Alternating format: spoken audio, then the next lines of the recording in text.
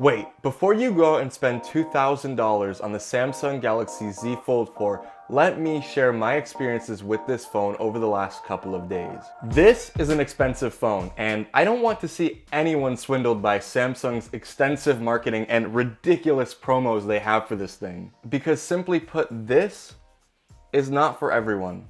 Chances are though, if you're watching this, you probably think the Fold is going to benefit you in your day-to-day. Which is why, despite me previously trashing this phone and it not being really that much more innovative than the previous version, I still decided to pick one up anyway and share my thoughts with all of you. So before we go any further, just leave a like on the video, subscribe to the channel, and I'll be uploading more videos about the Z Fold 4 when it comes to accessories and just long-term reviews throughout, my course of this phone. On the surface, the Z Fold 4 doesn't really seem much different than the Z Fold 3, and that is until you start actually using the phone. This time around, we have the Snapdragon 8 Plus Gen 1, and while being an incremental upgrade over the 888, it's very welcomed as the 8 Plus Gen 1 inside of the Fold 4 is not only much more efficient, but it's a faster chip as well. This means you'll see much faster day-to-day performance out of this thing, and as well as more sustained performance when you're playing video games and just doing extensive tasks. And my God, does it actually change things.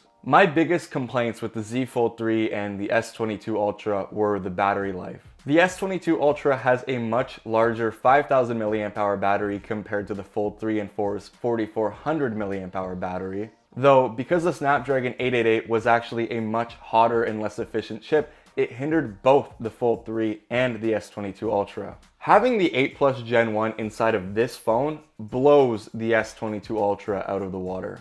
Currently, I'm seeing much better battery life on the Fold 4 than I have been on the S22 Ultra by a substantial amount, and the adaptive battery hasn't even kicked in yet. At the time of writing this, my Z Fold 4's first full charge was 31 hours ago, with 7 hours and 4 minutes of that being screen on time. On the surface, that may not seem like a lot, but that 24-hour standby time is quite a huge improvement. And just to be clear, with the S22 Ultra's larger battery, I was averaging around 4 to 5 hours of screen on time out of a full charge with much less standby. Not only has the battery life and the chipset been improved though, the Fold 4's dimensions are very slightly different. The gap between the hinge and the front display is much thinner. This allows for the cover display to be a little wider, and it may not sound like an improvement, but in day-to-day use, I actually found myself enjoying the cover display, which is something that, truthfully, I couldn't say about the Z Fold 3. And although you're going to be buying this phone for that 7.6-inch inner display, it's not entirely practical to expect yourself to use that every single moment of the day. I actually find myself now using the front display on this phone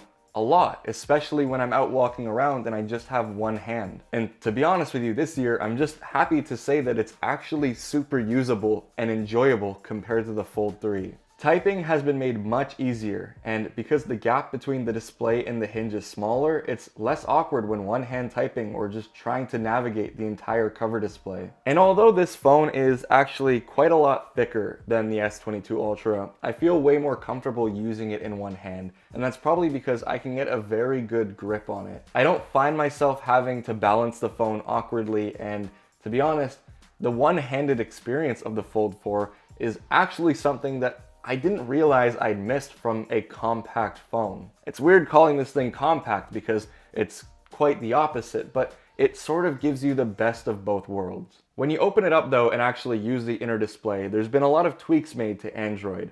This phone now ships with 12L, which apparently is eventually coming to the Fold 3, though I'm not entirely sure of a release date. But Android 12L gives you a dock right out of the gate. The dock is going to be an exact copy of what you have on your inner display's home screen's bottom row.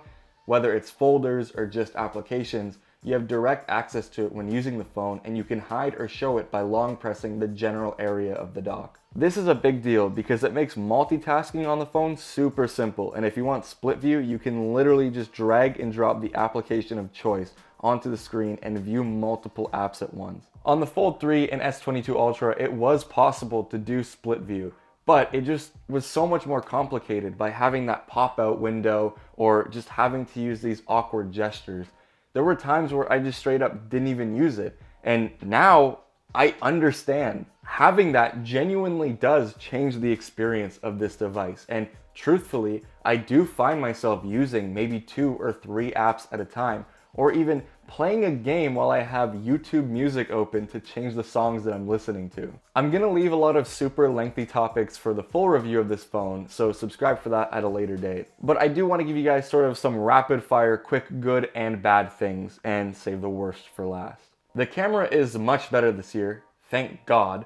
The inner display on the main screen still sucks, but it's usable and it doesn't really matter since you have flex mode to take selfies with the rear shooter as well as a front-facing camera on the cover display. But the rear shooters share a lot of similarities between the S22 Ultra's camera, despite the fact that it doesn't have the 10 times periscope zoom. Which does suck, but it's not a feature that I really use often. It's just a shame that they couldn't fit it. Though the photos that come out of this thing are just about the same, if not slightly worse or slightly better in some conditions compared to the S22 Ultra. The hinge feels way more durable and satisfying. Can you listen to this?